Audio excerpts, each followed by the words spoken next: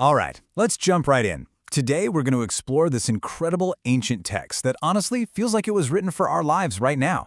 It offers this powerful remedy for all that stress and anxiety we all feel, a real, practical guide to finding some inner peace by understanding and really transforming our own minds. You know that feeling, right? That burning sensation on the inside when you're just totally overwhelmed with worry or frustration or anger. It's this agitation, this restlessness. It's a feeling we all know. And the text we're looking at has a very specific and I think powerful name for it. So the source calls this state nir nao, which we can translate as heat afflictions. Just the words themselves, they don't suggest a minor inconvenience. They suggest a raging fire inside of us. And we're not talking about some gentle metaphor here. The master in our source text explains that these afflictions, things like greed, anger, doubt, pride, they are literally a kind of mental fever, a fire that is burning you from the inside out. The master actually breaks down the behavior of this inner fire into three really distinct qualities. First, he says it's bright. When you're craving something, it's not fuzzy, right? It's crystal clear what you want. Second, it's hot. You can physically feel the agitation in your body, in your mind. And third, and this is so true, it's upward moving. I mean, think about it. Anger doesn't sink, it surges, it rushes up to your head, and that's what leads to those impulsive words and actions we regret later. So, if the problem is a raging fire, what's the solution? Well, the text offers an equally powerful remedy, one that's all about bringing coolness and relief. Here we get this beautiful image. The text compares the enlightened mind, or Bodhicitta, to a cooling balm of white sandalwood. Just like that balm can soothe the physical fever, this enlightened state of mind can literally extinguish the fire of our afflictions, bringing this profound sense of peace. But here's the question you might be asking yourself right now, and it's one a disciple in the text asked directly. He says, okay, I get it. I understand the concept. So, why am I still burning? Why doesn't this work for me? Why don't I feel at peace? And the master's answer, it just gets right to the heart of everything. He says, look, just because you have a prescription, that doesn't mean the medicine has been made, let alone taken. Knowing the idea is just step one. Real, true transformation, that takes practice, it takes effort, and it takes time. It's not magic, it's medicine we have to actually actively apply to ourselves. And this is where it gets really interesting because this inner work, well, it doesn't just stay inside of us. The text makes it absolutely clear that our internal state has a direct, tangible impact on the world around us. The master explains this through what he calls two forms of consequences, or karma.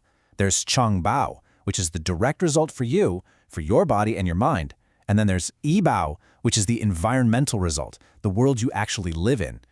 And to show the connection, the text gives this really stark example. It says, if a person engages in acts of killing, the direct karma is that their own body becomes sick, they're prone to a shorter life.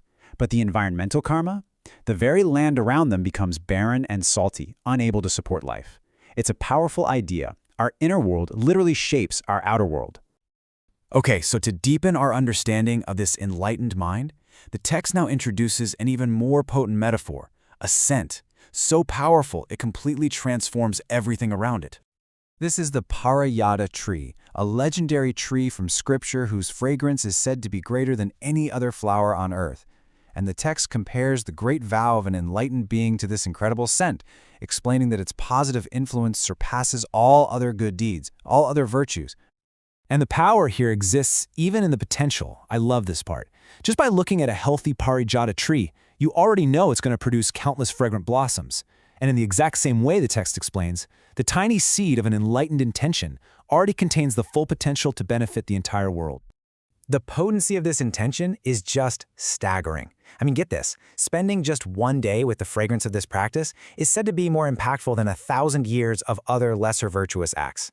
That's pointing to a quality of transformation that's on a whole other level. Okay, so this all sounds amazing, right? But how do we actually do it? How do we cultivate this powerful fragrance inside of ourselves? Well, the text gives us some very practical steps. The master uses this incredible modern analogy that just makes it all click. He says the whole process is like copying the Buddha's DNA. You're basically taking on a new genetic code, one that's rooted in enlightenment. And here's the three-step process for this, spiritual gene editing. First, you receive the teachings. You fully accept this new genetic code. Second, you retain them. You constantly hold them in your mind, replaying them over and over so you never forget. And finally, you practice. You train yourself until embodying these principles in your speech and your actions becomes as natural and automatic as breathing. But, and this is a huge but, the Master leaves us with a critical warning, circling right back to his earlier point. Simply knowing this process isn't enough. To have the DNA but not let it shape you is, in his words, like knowing every single prescription in the world but stubbornly refusing to take the one medicine that will actually cure you.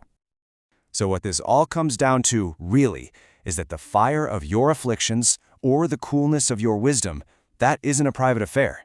It radiates. It shapes your health, it shapes your family, your work, your whole environment. The work you do on the inside is the most profound way to change the world on the outside. Ultimately, whether we realize it or not, we are all cultivating something inside of us that radiates outward. So the real question the text leaves us with is this: what is the fragrance you are cultivating?